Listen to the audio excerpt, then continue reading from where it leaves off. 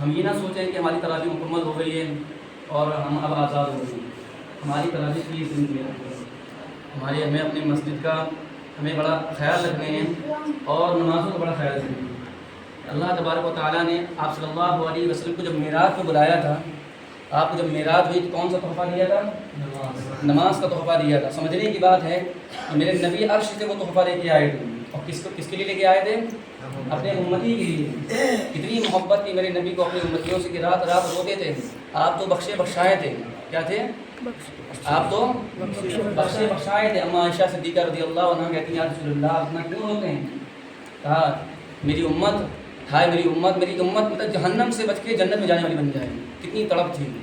آج امت کا حال یہ ہے کہ مسجد کے باہر کھڑے ہیں، نماز کی فکر نہیں ہے. تو جبکہ نماز کا حال کیا ہے کہ ایک وقت کی نماز چھوڑنے میں 1,00,000 دن کتنے بار جہنم بھی جلنا ہے.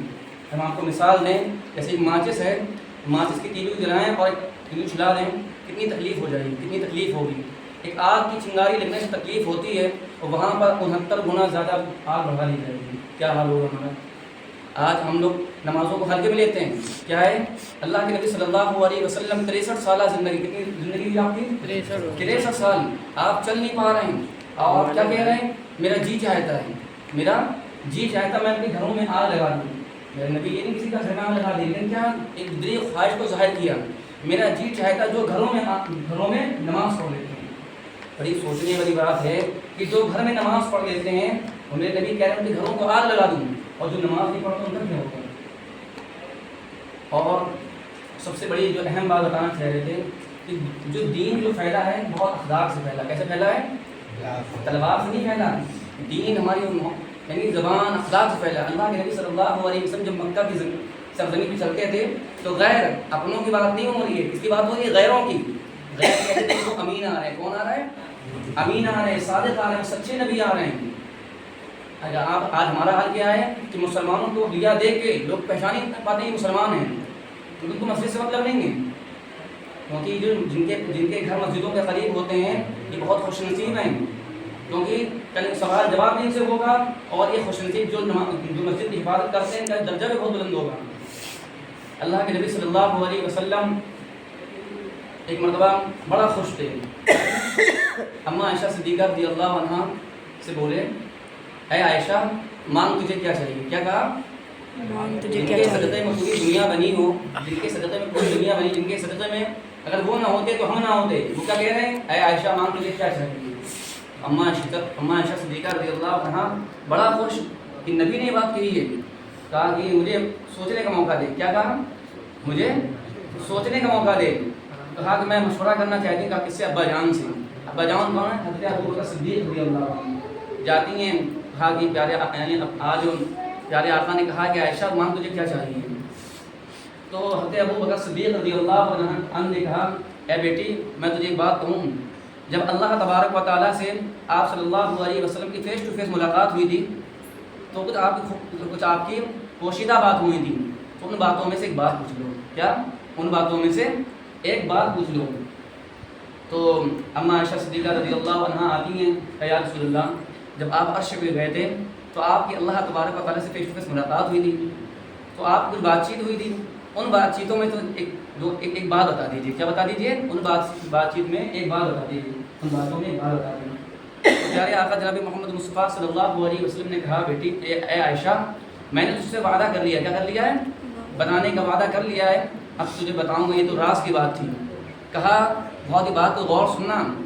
کہا کہ ہمارے اللہ تبارک و تعالیٰ سے بات ہوئی. اللہ تبارک و تعالیٰ نے کہا کہ جو شخص ٹوٹے ہوئے دلوں کو جوڑ دیتا ہے، جو شخص ٹوٹے ہوئے دلوں کو جوڑ دیتا ہے اللہ تبارک و تعالیٰ اس پہ جنت واجب کر دیتا ہے. سبحان اللہ. جو شخص ٹوٹے ہوئے دلوں کو جوڑ دیتا ہے اللہ تبارک و تعالیٰ اس پہ جنت واجب کر دیتا ہے. اب یہاں پر اما عائشہ صدیقہ رضی اللہ عنہ نے جب یہ بات سنی تو خوشی. تو یہاں حضرت ابو بکر صدیق رضی اللہ عنہ انتظار کرنا کہ میری بیٹی کب آئے مجھے وہ بات بتائے. جب جاتی ہیں تو حضرت ابو بکر صدیق رضی اللہ عنہ جب یہ بات بتاتی ہیں کہ پیارے آقا نے کہا کہ جو شخص ٹوٹے ہوئے دلوں کو جوڑ دیتا ہے اس پہ جنت واجب ہے. تو حضرت ابو بکر صدیق رضی اللہ عنہ دہاڑے مار کر رونے لگتے ہیں. ابا جان یہ خوشی کی بات ہے. کہا بیٹی اس وجہ سے نہیں رو رہا ہوں، میں اس وجہ سے رو رہا ہوں کہ کہ جو شخص ٹوٹے ہوئے دلوں کو جوڑ دیتا ہے اس پہ جنت واجب ہے، اور جو دلوں کو توڑ دیتا ہے اس پہ کیا ہوگا؟ اس پہ بھی جہنم ہوگی۔